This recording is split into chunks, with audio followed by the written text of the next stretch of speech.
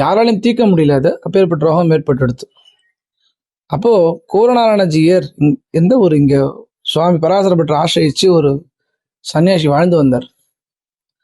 அவர் தான் இந்த ஸ்ரீரங்கநாராயணஜியர்னு சொல்லக்கூடிய அந்த பட்டத்துக்கு ஷட்கோணத்துல சக்கரத்தினுடைய பிரதிபலிப்பை கொடுத்து ரட்சிக்கா ஏற்படுத்தினவர்.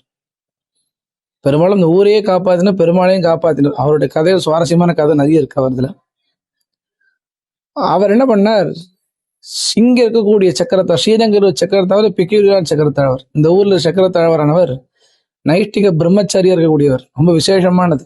ஒரு பிரம்மச்சரிய விரதம் ஒருத்தர் இருந்தா அப்படின்னு சொன்னா அதோட பலமே தனி. அப்பேற்பட்ட பலம் பலிஷ்டனா இருக்கக்கூடிய சக்கரத்தாழ்வார் எந்த காரியத்தையும் சர்வசாரம் நீக்கக்கூடியவர். தோஷானாம் ஹரணாயாஸ்து சதா சிம்ஹாக்கு திரும்ப. பின்னாடி சக்கரத்தா பின்னாடி யோகரிசம்மன் இருக்கார். அவர் எல்லா பாபத்தையும் நீக்கக்கூடியவர். சர்வத்திர ரக்ஷணாயாசு சக்கராகிருதி சர்வத்திர ரக்ஷணாயாசு. பாபத்தை தீர்த்த உடனே அவர் காப்பாத்துறியான சக்கரத்தாழ்வார் தான். ஆனா ஸ்ரீரங்கோவில் சக்கரத்தாழ்வாருக்கு அவ்வளவு பெரிய மகிமை உண்டு. அவசியம் கண்டிப்பா பெருமாள் சேவிச்சு ஆணும் இல்லாத. ஏன் அப்படின்னா எல்லா சக்கரத்தாழ்வார காட்டிலும் இங்க கூட சக்கரத்தாழ்வாருடைய மூர்த்தியினுடைய அளவே அவ்வளவு பெருசு. இந்த லோகத்திலேயே இவ்வளவு சக்கரத்தாவரே கிடையாது. இவ்வளவு சக்கரத்தாவர் அஷ்டபுஜத்தோட ஜுவாலா கேசத்தோட திருநேத்திரத்தோட இவ்வளவு பெரிய சக்கரத்தாவர் லோகத்திலேயே அவ்வளவு பெரிய சக்கரத்தாவர் ஸ்ரீரங்கத்தில் மட்டும்தான் இருக்காரு.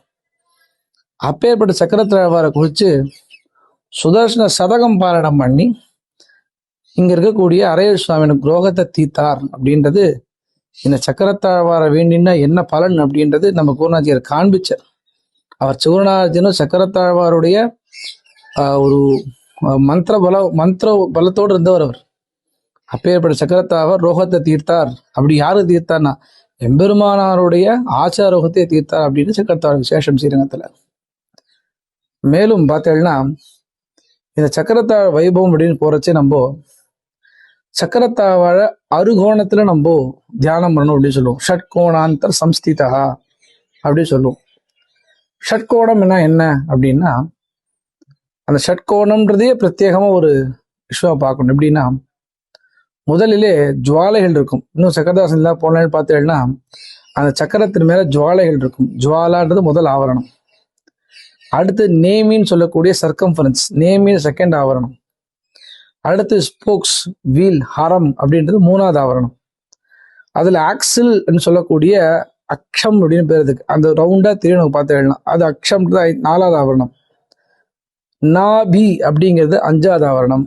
அதுல புருஷனாக பகவான் சக்கரத்தாழ்வார் 16 மூர்த்தி திருக்கைகளோட 8 கைகளோட பெருமாள் இருக்கார்.